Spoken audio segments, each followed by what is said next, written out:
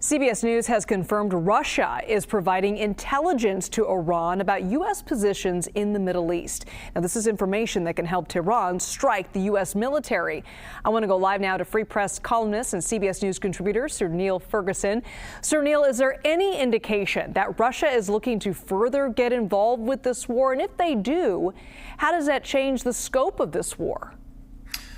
Well, Elizabeth, it's hard for me to believe there's terribly much that Vladimir Putin can do to help the dying regime in Tehran, which is being destroyed relentlessly by US and Israeli airstrikes. I find it odd that they would be caught doing this when they've just caught a break from President Trump, who's eased sanctions on Russian oil to try and offset the shock of the closure of the Strait of Hormuz.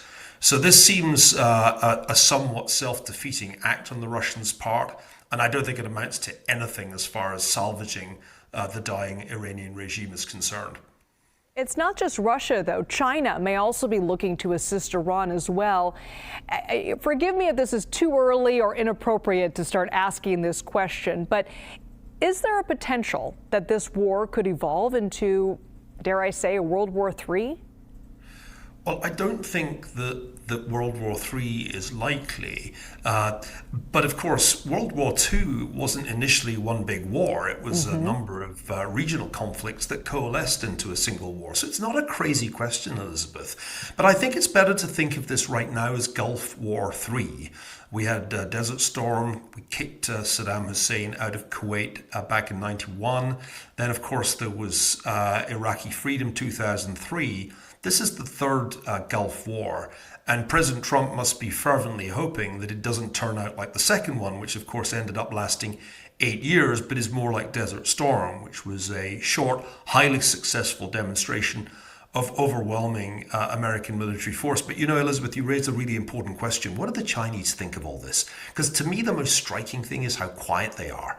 The Iranian regime was heavily reliant on China for its missile program, which was largely made up of Chinese components. And of course, China was the major purchaser of Iran's sanctioned oil. So the fact that China has been so very quiet is interesting to me.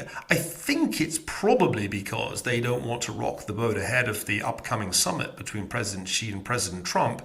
But there are other possibilities, and there's a great deal of speculation today about why suddenly there are no Chinese flights, military flights going anywhere near Taiwan. So they've gone quiet in military terms too. I think that's maybe because they just want this to be over and the oil to start flowing again. They have 2 billion barrels of oil in storage, but that's only about 100 days. But I think you're right to raise the China question. This is a global strategic problem that the United States confronts. But I think it's more like Cold War II than it is like World War III. How important is it to pick the next leader in Iran as quickly as possible? The president says he wants to play a big role in that decision. But is it possible to rebuild a government while you're also at war with that country? Well, clearly, the president wants to rerun the Venezuela playbook where Nicolas Maduro disappeared and Delcy Rodriguez effectively took over, with the difference that she was reporting to Washington and not to Beijing or Havana. It's much harder to do that in Iran, partly because the regime's more ideologically radical and committed to its Islamist ideology. Also because the neighborhood is just so much more dangerous and strategically important. And our tactics at the moment seem to be to let the Israelis kill off the leadership elite of the Islamic Republic until somebody emerges, presumably some general, who says, "Okay, I'd rather be alive. I'll sign the instrument of surrender." But who that will be and when they will appear, nobody knows. And as your previous report just suggested, meanwhile, there are all kinds of things that can happen on the periphery. The ethnic minorities, in particular the Kurds, may seize the opportunity to go on the warpath. There are scenarios in which Iran falls apart. There are scenarios in which it descends into civil war. All of this makes the kind of leadership transition, or regime alteration, as I've called it, really quite difficult, and certainly much more difficult than it was in Caracas in Venezuela. And is democracy the ultimate goal? Is that what Israel wants for Iran? Is that what the Iranian people want?